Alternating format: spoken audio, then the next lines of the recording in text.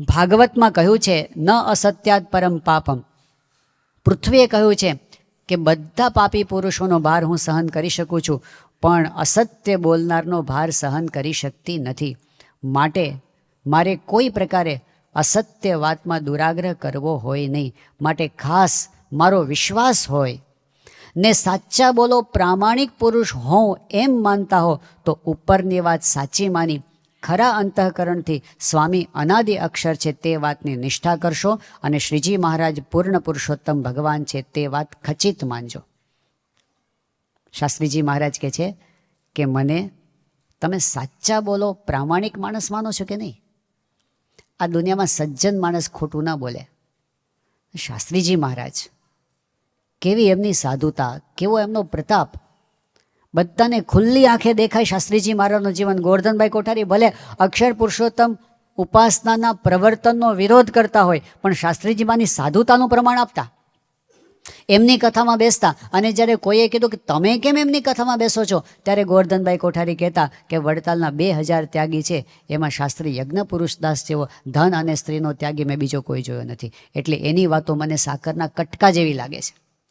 સચ્ચાઈ, એમની સચ્ચાઈ બધાના હૃદયને ભેદી નાખે તેવી હતી.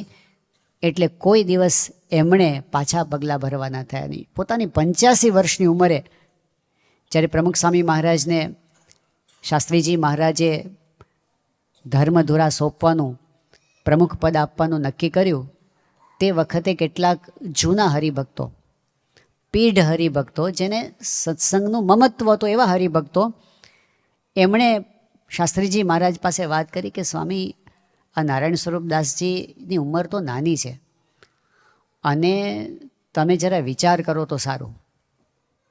એમાં કોઈ વળી એવું કીધું શાસ્ત્રીજી મહારાજને કે સ્વામી, એવું ન થાય કે અત્યારે ઉતાવળ થઈ જાય ને પાછળથી પસ્તાવું પડે. એ વખતે શાસ્ત્રીજી મહારાજ પોતે બોલ્યા હતા, મેં મારા જીવનમાં એક પણ કાર્ય એવું નથી કર્યું કે મારે ક્યારેય પસ્તાવું પડે. આ એક વચન છે ને, એ શાસ્ત્રીજી મહારાજને જીવનને સમજવા માટે કાફી છે. 85 વર્ષની ઉંમર સુધી એક પણ વખત જેને પસ્તાવું ના પડ્યું હોય. આજે આપણે દિવસમાં કેટલી વાર પસ્તાવું પડે છે. બોલ્યા પછી એવું થાય કે ન બોલ્યા હોત તો સારું હતું, અને જમ્યા પછી એવું થાય કે માપનું ખાધું હોત તો સારું હતું, સવારે ઉઠ્યા પછી એવું થાય કે જરા વહેલા ઉઠ્યા હોત તો સારું હતું. ઘણીવાર ન બોલ્યા પછી એમ થાય કે બોલવા જેવો તો ન બોલ્યા. કેટલી બધી વખત આપણને એમ થાય છે કે આ કરવા જેવું હતું ને તે ન થયું, ને ન કરવા જેવું હતું તે થઈ ગયું. 85 વર્ષની ઉંમર સુધી જે પુરુષના જીવનમાં એક પણ વખત પસ્તાવાનો વારો ના આવ્યો હોય, એમનું જીવન કેટલું સિદ્ધાંત પર ચાલતું હશે, કેટલી અવેરનેસ હશે, કેટલી તપશ્ચર્યા હશે, કેટલી ક્લેરિટી હશે એમના જીવનમાં. એવા શાસ્ત્રીજી મહારાજ કહે છે, તમે મને સાચા બોલો પ્રામાણિક પુરુષ માનતા હો તો એટલું માનજો કે અક્ષરને પુરુષોત્તમનું જ્ઞાન સાચું છે. શાસ્ત્રીજી મહારાજ આવા સિંહ પુરુષ હતા. અને એટલે તમે જુઓ, શાસ્ત્રીજી મહારાજની સાથે એ વખતે જ્યારે શાસ્ત્રીજી મહારાજ જ્યારે વડતાલની બહાર પગ મૂક્યો, એમની પાસે કોઈ ભૌતિક બળ તો હતું જ નહીં. એમણે કંઈ એવી વ્યવસ્થા નથી કરી કે ચલો આપણે બહાર નીકળીએ. નહીં, પેલી રાજાની કથા આવે છે કે 5 વર્ષ પૂરા થાય ને રાજાને, એટલે પછી એને જંગલમાં મૂકી આવવાનો, પછી નવો રાજા લાવવાનો. જંગલમાં બધા જંગલી પશુઓ એને ખાઈ જાય. એટલે જેટલા રાજાઓને 5 વર્ષ પૂરા થઈને બધા રડતા રડતા જ જતા હોય, કારણ કે એને ખબર છે હવે મારે જંગલમાં જવાનું. આવો એ રાજ્યનો રિવાજ હતો. પણ એક રાજા હતો અને એ હસતો હસતો જતો હતો. બધાએ કીધું કે કેમ? એ કે મેં 5 વર્ષ અહીં કાંઈ કર્યું નથી, ત્યાં ઊભું કરી દીધું છે. એટલે મારે તો મોટું રાજ્ય ભોગવવા માટે જવાનું છે. આ એક વાર્તા છે. પણ શાસ્ત્રીજી મહારાજે એવું નહોતું કર્યું કે ચલો આપણે એક આપણી પ્રોપર્ટી બનાવી દઈએ, આપણે કંઈક આપણું કંઈક સ્થાન બનાવી દઈએ અને પછી આપણે અહીંથી ત્યાં નીકળશું. શાસ્ત્રીજી મહારાજ નીકળ્યા છે ત્યારે એમની પાસે એક નયો પૈસો નથી, 1 ઇંચ જમીન નથી, એમની પાસે ખાવાનું નથી. અરે 3-3, 4-4 દિવસના ઉપવાસ પછી નીકળ્યા છે શાસ્ત્રીજી મહારાજ, અને પારણાની ખીચડી ક્યાં ખાશે ખબર જ નથી, કાંઈ જ સાથે નથી. જોડીના પુસ્તકો પણ ભેગા લેવા દીધા નથી. એમને હાથે પગે શાસ્ત્રીજી મહારાજ બહાર નીકળ્યા છે. અને ખબર છે કે જે વખતે હું આ દરવાજાની બહાર પગ મૂકીશ પછી ઘણી બધી મોટી શક્તિ, જેટલા રિસોર્સિસ છે બધા વિરોધ કરવા માટે કામ લાગી જવાના છે. આ એમને ખબર હતી, પણ કેટલો કોન્ફિડન્સ હતો. એ વખતે પોતે હરિકૃષ્ણ મહારાજ પાસે જઈને ઊભા રહ્યા કે મહારાજ, આપનો સિદ્ધાંત પ્રવર્તાવવા માટે આપની ઈચ્છાથી અમે બહાર નીકળીએ છીએ, તો આપ અમારી સાથે રહેજો. બસ ભગવાન સાથે હતા, ધર્મ સાથે હતો, સિદ્ધાંત સાથે હતો. અને બહાર નીકળ્યા અને સામેથી ગાય આવી. શાસ્ત્રીજી મહારાજ કે સુકન થયા. નહીંતર આવા સમયે થાય કે હવે હાશ બચા, એવું થાય ને. એમને પોતાના જીવની પરવાહ નહોતી. એ સત્ય માટે બહુ મોટું કામ કરવા માટે નીકળ્યા છે એ વાત એમના હૃદયમાં હતી. અને એટલે પોતે ત્યાંથી નીકળ્યા. આપણે શાસ્ત્રીજી મહારાજને જોઈએ છે. અને બહાર નીકળ્યા ને તે વખતે એમની પાસે એવી ચોઇસીસ હતી કે પોતે પોતાનું જે ખરાબ કરનાર હોય એનો બદલો વાળી શકે. પોલીસ પટેલ કિશોરભાઈ આવ્યા અને એમણે કીધું કે સ્વામી મને નામ લખાવો ને ખાલી, બાકી હું પતાવી દઈશ. શાસ્ત્રી મહારાજ કે અમારે કોઈના માટે કોઈ ફરિયાદ નથી. સત્યની વાત. એમણે કોઈ ખોટો રસ્તો પણ લીધો નહીં. અને શાસ્ત્રીજી મહારાજ પોતે બહાર નીકળ્યા સત્યને સાથે લઈને. એમને વિશ્વાસ હતો એટલે શાસ્ત્રીજી મહારાજની સાથે જે નીકળ્યા એ જો તમે કેવા હતા.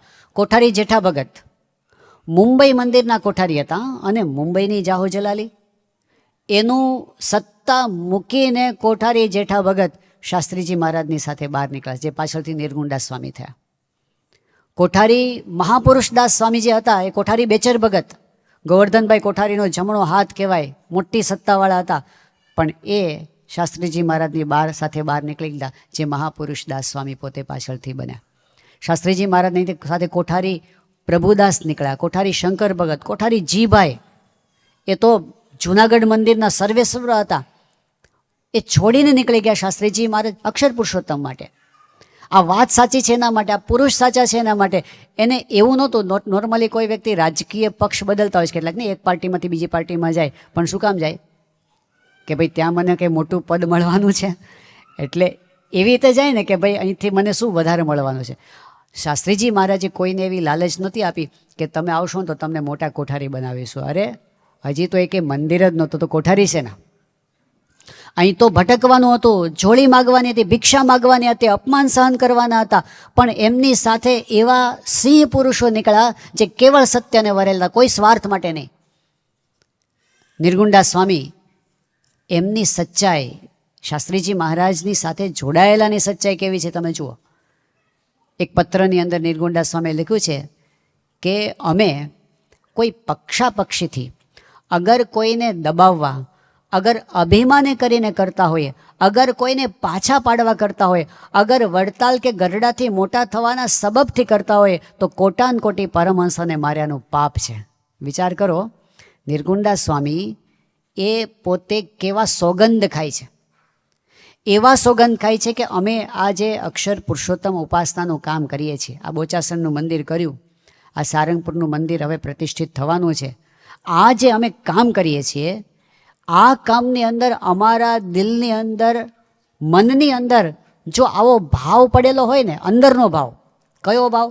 પક્ષાપક્ષીનો ભાવ, કોઈને દબાવવાનો ભાવ, કોઈને પાછા પાડવાનો ભાવ, કોઈને બદલો લેવાનો ભાવ કે બતાવી દઈએ તમને, એવું જો અમારા હૃદયના કોક ખૂણાની અંદર પણ જો આવું પડ્યું હશે ને તો અમે તૈયાર છીએ, પાપ માથે લેવા માટે તૈયાર છે. અને કેટલું પાપ? માણસને માર્યાનું પાપ હોય ને તોય કેટલું મોટું કહેવાય. આ તો પરમહંસને મારવાનું પાપ. અને એક પરમહંસ નહીં, 500 પરમહંસ નહીં, કોટાન કોટી પરમહંસોને મારીને જે પાપ લાગે ને એ પાપ અમારા માટે આવે જો અમારા હૃદયના કોઈ ખૂણાની અંદર પણ સહેજ પણ મલિન ભાવ હોય તો. કેટલી સચ્ચાઈ, અને સચ્ચાઈનો કેટલો કોન્ફિડન્સ. એટલે નિર્ગુણદાસ સ્વામી આગળ પોતે એક પત્રમાં લખે છે કે છેવટે કહું છું કે થોડા વખતમાં નિંદા કરનાર પણ આ જ્ઞાનને કબૂલ કરીને નમતા આવશે ને સૌ પગે લાગશે ને સાચે દેવળે ઘંટ વાગશે. કારણ આપણે કોઈ દિવસ માથું કાપી નાખનારનો પણ ત્રિકાળમાં અવગુણ છે જ નહીં. વિશ્વાસ કેટલો બધો છે કે એક દિવસ સાચા દેવળે ઘંટ વાગવાનો છે. કેમ? કારણ કે અમારા હૃદયની અંદર માથું કાપી નાખનાર હોય ને કોઈ અમારું, એનો પણ ત્રિકાળમાંય અવગુણ નથી. બોલો, આ તો હૃદયની શુદ્ધિ તો જુઓ, આ પ્યોરિટી જુઓ તમે. કયા પાયા ઉપર આ ઉપાસના પ્રવર્તનનું કામ ચાલી રહ્યું છે? સચ્ચાઈ. જે સત્ય હોય છે ને એ નિર્ભય હોય છે, જે સત્ય હોય છે એ કોન્ફિડન્ટ હોય છે. સ્વામિનારાયણ ભગવાન પોતે સંઘ લઈને આણંદ પધાર્યા, સાથે સમર્થ પરમહંસો છે, સાથે બધા એમના પાર્ષદો છે, કાઠી દરબારો છે, બધા શસ્ત્ર સજ્જ મહારાજની સેવામાં. અને મહારાજનો પ્રવેશ થાય છે આણંદ શહેરની અંદર. તે વખતે કેટલાક લોકોએ, દ્વેષી લોકોએ ચડાવ્યા. સામાન્ય માણસો તો બિચારા ચડાવવા ચડી જાય અને ચડાવ્યા કે સ્વામિનારાયણ ગામમાં આવશે તો ગામ બગાડશે, એટલે એમને ગામ બહાર કાઢો. તો લોકો તો ચડી ગયા. કોઈએ એમના ઉપર ધૂળ નાખી, કોઈએ એમના ઉપર છાણ નાખ્યું, કોઈ એમના ઉપર પથરા નાખ્યા આ સંઘ ઉપર અને મહારાજ ઉપર. તે વખતે સંતો સમસમી ગયા. એમને તો કંઈ આદેશ હતો, કંઈ કરાય નહીં. પણ પેલા જે દરબારો હતા એમના તો શસ્ત્રો હતા, અને જેવા તલવાર કાઢવા ગયા મહારાજ કીધું ખબરદાર, શસ્ત્ર બંધ રાખો, કોઈએ કાંઈ કરવાનું નથી, ફક્ત સહન કરવાનું છે. અઘરામાં અઘરું લેસન મહારાજે આપ્યું. અને એ ધૂળ અને કાદવ અને છાણ એ બધું એમના શરીર પર પડતું હતું. એવા કપડાં સાથે મહારાજ પોતે ગામમાંથી બહાર નીકળ્યા અને ઝાડ નીચે આવીને બેઠા, અને સામે બધા પરમહંસો બેઠા અને કાઠી દરબારો બેઠા. અને મહારાજ કે આજે આપણે ઈડરિયો ગઢ જીત્યા. શું જીત્યા આમાં? પેલા કહે છે કે મહારાજ અમારું તો આબરૂ ગઈ, કે અમે તમારી ભેગા હતા ને અમે બેસી રહ્યા બાયલાની જેમ. મહારાજ કે ના, આ સત્યનો વિજય છે. અને એનો અનુભવ થયો, ખરેખર થયો. વાત સાચી હતી તો ભૂલ કરનારને પણ પસ્તાવો થયો. અને આણંદમાં સત્સંગની શરૂઆત થઈ. અને સત્સંગ વધતા વધતા એક સમય એવો વધ્યો કે જ્યારે દર વર્ષે જ્યારે ધર્માદો થાય અને આણંદથી ધર્માદો ભેગો થાય અને એના ગાડા ભરાય, અને ગાડા જ્યારે વડતાલ મોકલવામાં આવે તો એટલી બધી લાંબી લાઈન થાય કે પહેલું ગાડું જ્યારે વડતાલ હોય ત્યારે છેલ્લું આણંદમાં હોય. આટલો સત્સંગ વધ્યો. એગ્રેસિવ નથી થતું. ક્યારે સત્ય હોય છે ને એ એગ્રેસિવ નથી થતું, ધીરજ હોય છે અને આત્મવિશ્વાસ હોય છે. આજે માણસ અકળાઈ કેમ જાય છે? કોન્ફિડન્સ નથી હોતો એટલે. ભય ક્યાં હોય છે? જે અસત્ય હોય ત્યાં ભય હોય, એગ્રેસિવનેસ ત્યાં આવે છે. પણ ખરેખર સચ્ચાઈ હોય છે ત્યાં તમે જુઓ, સાધુતા એની ભેગી ને ભેગી જ હોય છે. અમેરિકાની અંદર લોસ એન્જલસમાં ચિનો હિલ્સ વિસ્તારની અંદર પ્રમુખ સ્વામી મહારાજે ઈસવીસન 2000ની સાલમાં એક જમીન પસંદ કરી મંદિર કરવા માટે. ઘણા વર્ષોની હરિભક્તોની તપશ્ચર્યા હતી, જગ્યા શોધતા હતા, અને આ જગ્યા બાપાએ પસંદ કરી કે અહીં આપણે મંદિર કરવું છે. સ્વામી બાપાએ જમીન પસંદ કરીને પછી બાપા તો ભારતમાં આવી ગયા, અને આ બાજુ આગળની પ્રક્રિયા ચાલી કે જમીન લીધી છે તો હવે ત્યાં પરમિશન, મંદિર બનવા માટેની પરમિશન. એટલો કોન્ફિડન્સ બધાને નહોતો કે કદાચ પરમિશન મળે કે ના પણ મળે. એટલે કોન્ટ્રાક્ટ એવો રાખ્યો હતો કે દર મહિને એક રકમ આપવાની, જે જમીન માલિક હોય ને એને કોન્ટ્રાક્ટ ચાલુ રાખવા માટે. અને ધારો કે 6 મહિના કે વર્ષ પછી એવી ખબર પડે કે અહીં પરમિશન મળવાની નથી, તો જેટલા આપી દીધા છે એટલા જતા રહે, બાકી છે એટલા રાખવાના. એવું કરવાનું કારણ એ હતું કે બધા રૂપિયા આપી દે, બધા ડોલર આપી દે અને જમીન ખરીદે, પછી પરમિશન ન મળે તો જમીન માથે પડે. એટલે હરિભક્તો આ પ્રમાણે કોન્ટ્રાક્ટ રાખ્યો હતો કે ચલો ભાઈ આપણે ડોલર આપતા જશું અમુક અમુક હપ્તાની અંદર, અને કોન્ટ્રાક્ટ ઊભો રાખીશું, ચાલુ રાખીશું. પણ 2001ની સાલ, 1 વર્ષ પૂરું થઈ ગયું, પરમિશન મળી નહીં. બીજું વર્ષ પૂરું થયું, પરમિશન મળી નહીં. ત્રીજું વર્ષ પૂરું પરમિશન ન મળી. એટલે બધાને થયું કે હવે તો બહુ થઈ ગયું. એવી વિનંતી પણ એક વખત આવી કે બાપા હવે આપણે અહીં છોડી દઈએ, અહીંયા આપણને પરમિશન મળે એવું લાગતું નથી, આપણે બીજે જઈએ. ત્યારે સ્વામી બાપાએ કીધું તમને નથી દેખાતું, મને દેખાય છે, મંદિર ત્યાં જ થશે, આપણે ચાલુ રાખો. 2004ની સાલ પ્રમુખ સ્વામી મહારાજ લોસ એન્જલસ ગયા અને સ્વામી બાપા કે આપણે શિલાન્યાસ કરી દેવો છે. અરે બાપા, શિલાન્યાસ ક્યાંથી થાય? હજી તો એ જમીન ઉપર આપણે કંઈ કરી ના શકીએ, હજી આપણને પરમિશન મળી નથી. બાપા કે ભલે પરમિશન ન મળી, આપણે શિલાન્યાસ કોઈક હોલની અંદર સભા કરીને એમાં કરી દેશું. શિલાન્યાસ બીજી જગ્યાએ કરવાનો, જે શિલા પધરાવવાની ત્યાં નહીં. બાપા કે આપણે શિલાનું પૂજન કરી દઈએ, અને એ પૂજન બાપાએ કર્યું અને સ્વામીએ એકદમ જાહેરમાં બધાને વચન આપ્યું કે ભવ્ય મંદિર થઈ જશે અને બધા સુખેથી ઉપાસનાનો જયનાથ થશે ને આપણે ભજન કરીશું. બાપા ત્યાં કહીને આવ્યા, પ્રયત્ન ચાલુ રાખો. ત્યાંના કાયદા પ્રમાણે પબ્લિક હિયરિંગ કરવામાં આવે. જે સિટીની અંદર આવું પ્રોજેક્ટ આવવાનો હોય એ એરિયાની અંદર પબ્લિક હિયરિંગ કરવામાં આવે. હવે જ્યાં આ મંદિર કરવાનું હતું એ જગ્યાએ આજુબાજુના વિસ્તારમાં કેટલાક લોકો એને પૂર્વગ્રહ હતો, હિન્દુ ધર્મ પ્રત્યે પૂર્વગ્રહ હતો, અને એટલે આ મંદિર અહીંયા ન બને એ માટેનો અપપ્રચાર એમણે ચાલુ કર્યો. અને અપપ્રચાર એવો અવળી રીતે ચાલુ કર્યો કે જો અહીંયા આગળ મંદિર થશે તો આપણા સિટીની અંદર ટ્રાફિક વધી જશે, અહીંયા આગળ ગીર્દી વધી જશે, અહીંયા આગળ ઘોંઘાટ વધી જશે, અહીંયા આગળ આપણને અશાંતિ વધી જશે. એની એક વેબસાઇટ ચાલુ કરવામાં આવી, સ્પેશિયલી વેબસાઇટ, પ્રોજેક્ટનો વિરોધ કરવા માટેની સ્પેશિયલ વેબસાઇટ ચાલુ કરવામાં આવે. જો વિરોધ આસુરી શક્તિ પણ ઘણી વખત બહુ ઓર્ગેનાઇઝડ હોય છે, પદ્ધતિસરનો વિરોધ, અને વિરોધમાં સફળતા મળવા માંડી. છાપામાં પણ એવું જ આવે. હવે જ્યારે પબ્લિક હિયરિંગનો દિવસ આવ્યો 2004ની અંદર, પ્રમુખ સ્વામી મહારાજ તે વખતે આફ્રિકા પહોંચી ગયા હતા, અને આ બાજુ સાંજના 6 વાગે હિયરિંગ ચાલુ થયું. ચિનો હિલ્સ સિટીના ઇતિહાસમાં લાંબામાં લાંબુ હિયરિંગ સાંજના 6 વાગે ચાલુ થયું હતું, રાતના 2 વાગ્યા સુધી. પણ એ જે હિયરિંગ થવાનું હતું, બાપાને સમાચાર આપ્યા કે બાપા આ વખતે આપણે ત્યાં આગળ હિયરિંગ થવાનું છે, અને એમાં આપણા તરફથી પણ રજૂઆત કરનાર હશે ને બીજા પણ હશે, બીજા સામા પક્ષવાળા પણ બધા બહુ તૈયાર થઈને આવ્યા છે. સાંઈ બાપા કીધું એ તો બરાબર, આટલું લાંબુ ચાલવાનું છે તો ત્યાં ખાવા પીવાની વ્યવસ્થા છે? તો કીધું બાપા ત્યાં આગળ બીજું કંઈ આપણને રસોઈ બસોઈ કંઈ કરવા ન દે, પણ આપણે નાસ્તાની વ્યવસ્થા કરી છે આપણા હરિભક્તો માટે. બાપા કે જે વિરોધ કરવા માટે આવ્યા છે ને એને પણ નાસ્તો કરાવજો, વેરો હાથરો ન કરતા, એ બધાને પણ પ્રેમથી જમાડજો. અને બાપાએ કર્યું, અને એ લોકોએ પ્રેમથી નાસ્તો કરીને વિરોધ કર્યો, સારી પેટે વિરોધ કર્યો. અને એટલો વિરોધ થયો, છેલ્લે એવું આવીને ઉભર્યું કે આ પરમિશન મળશે નહીં. મેયરની પેનલ બેઠો હોય, 5 જણની પેનલ કાઉન્સિલની, એને ચુકાદો આપવાનો હતો. હવે આ એક ધાર્મિક બાબત હતી, સીધું જો ધાર્મિક પ્રોજેક્ટને ના પાડવામાં આવે તો એની પણ બીક હોય એ લોકોને કે ભાઈ આ બીજી બાબતમાં કોર્ટમાં જશે કદાચ કેસ. એટલે એમણે એવો ચુકાદો આપ્યો કે ભાઈ આ જમીન ઉપર તમે 42 ફૂટથી ઊંચું બાંધકામ કરી શકશો નહીં, આવો ચુકાદો આપ્યો. બાપા સાઉથ આફ્રિકામાં હતા, અને આખો જે ચુકાદો આવ્યો હતો, જે કંઈ નિર્ણય આવ્યો હતો, એ બાપાને ફેક્સ કરીને હરિભક્તોએ મોકલ્યો.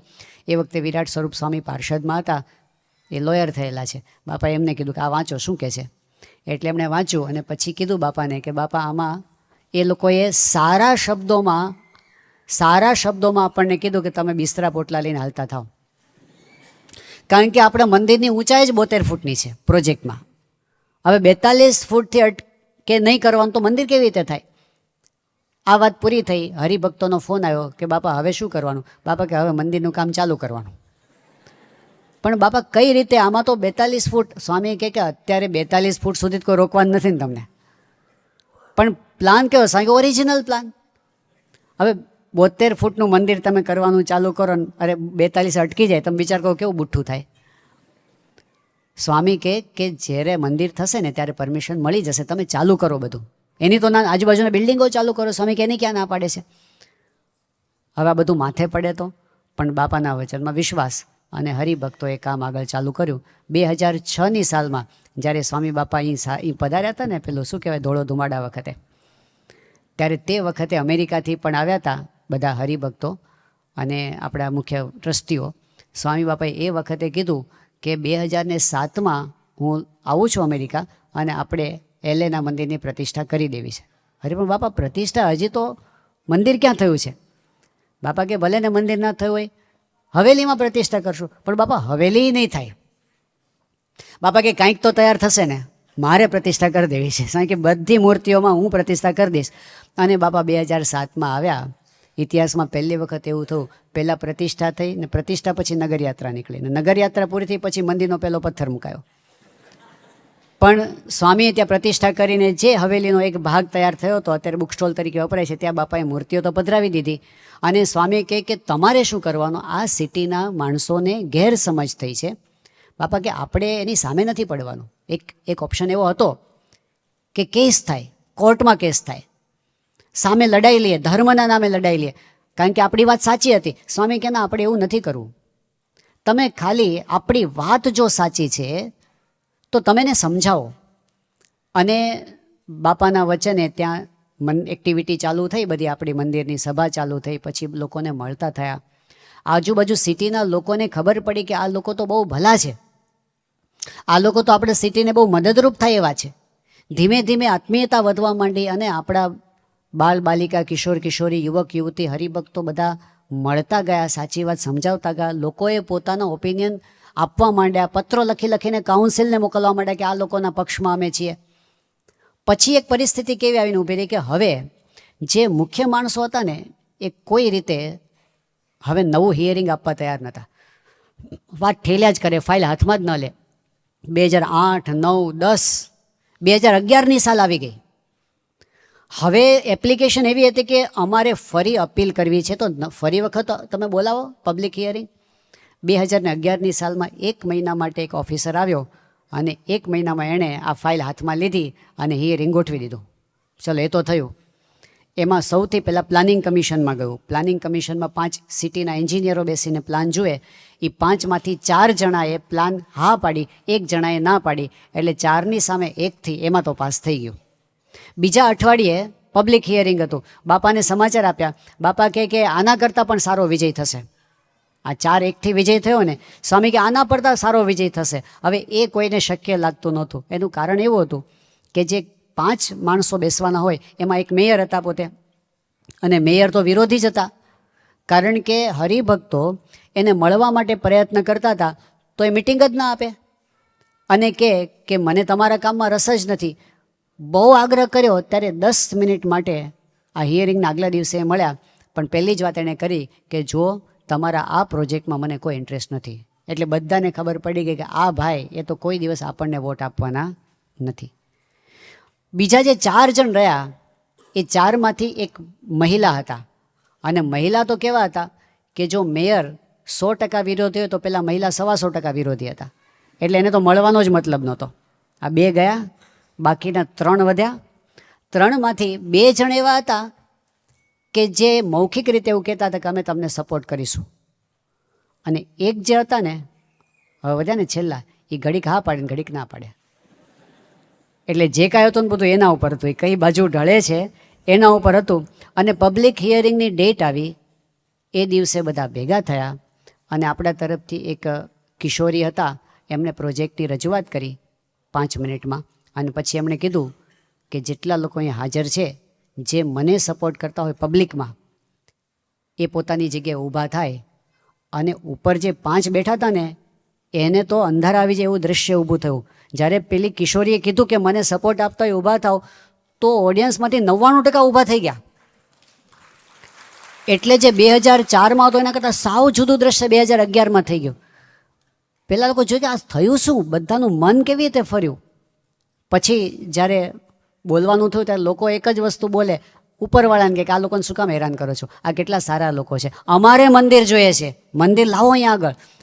છેલ્લે જ્યારે ઉપરવાળાને વોટ કરવાનો થયો એટલે પેલા 2 જણા જે પક્ષમાં હતા એણે તો હા પાડી દીધી. ઓલો ત્રીજો જે હાનાવાળો હતો એણે હા પાડી દીધી.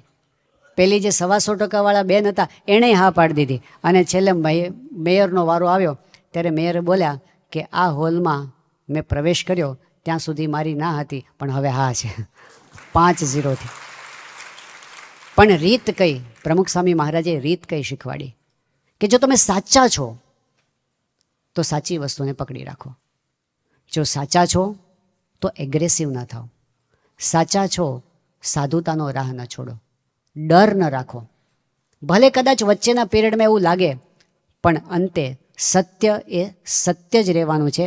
મહાન સ્વામી મહારાજનું એક બહુ જ સરસ વચન છે. 30 એપ્રિલ 2022ના દિવસે મહાન સ્વામી મહારાજ સુરતમાં પોતે બોલ્યા હતા. આ વચન વારંવાર મનન કરવા જેવું છે, એનું વાંચન કરીએ.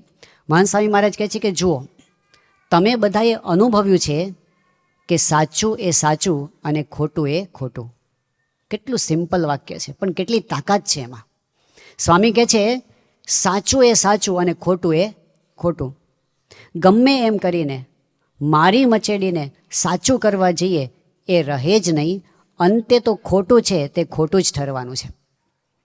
આપણે એક હોઈએ કે બે હોઈએ પણ વાંધો નહીં, અંતે લાંબા ગાળે પણ સાચું એ સાચું જ રહેવાનું છે અને એનું ફળ આપણને મળવાનું છે. અને ટોળા ભેગા થયા હોય પણ ખોટી વસ્તુ તે ખોટી જ ઠરવાની છે. પછી સ્વામી કહે છે કે ગમે એમ સંતાડે, બળ કરે, પણ ખોટું તો ખોટું જ રહેવાનું છે. તમે સાચા હો અને આખી દુનિયા તમને ખોટા પુરવાર કરી આપે પણ એ નહીં થાય. અને જો ખોટા હો અને તમે ગમે એટલું કરો, આખી દુનિયા તમારા પક્ષમાં રહે, સમર્થનમાં રહે, પણ ખોટું એ ખોટું જ રહેવાનું છે. સાચું એ સાચું રહેવાનું છે ને ખોટું એ ખોટું રહેવાનું છે. આ એટલી સરસ વાત છે કે આપણા મન પરથી બધો ભાર કાઢી નાખે, ટેન્શન કાઢી નાખે. કારણ કે આપણને ચિંતા બીજાને સમજાવવાની વધારે હોય છે કે આ સાચી વાત સમજે, પણ આપણે સાચી વાત પર ચાલતા જ રહીએ, ચાલતા જ દુનિયા સમજશે. કારણ કે અંતે સાચું એ સાચું જ રહેવાનું છે અને ખોટું એ ખોટું જ રહેવાનું છે. એટલે સત્સંગ, નિષ્કાળ સ્વામી કેટલી સરસ વાત કરી દીધી. આ સત્સંગને જો એક શબ્દમાં, સત્સંગને જો મૂલવવો હોય એક વિશેષણમાં, તો હજારો વિશેષણ છે, પણ એમણે પસંદ કયું કર્યું કે સાચો મળ્યો છે સત્સંગ એને અચળ કરી. સત્સંગ જેવું સાચું દુનિયામાં કાંઈ નથી. એ સાચી વસ્તુને જો આપણે સાથે રાખીએ તો આપણો વિજય વિજય અને વિજય છે. એ સાચા સત્સંગની વાત આપણને નિષ્કુળાનંદ સ્વામીએ સમજાવી છે. એને વિશેષ આપણે હવે પછીના દિવસોમાં જોઈશું. શ્રી સ્વામિનારાયણ ભગવાનની જય. સ્વામિનારાયણ નારાયણ નારાયણ.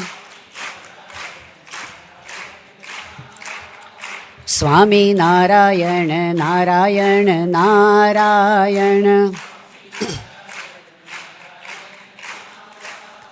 સ્વામિનારાયણ સ્વામિનારાયણ. સ્વામિનારાયણ નારાયણ નારાયણ.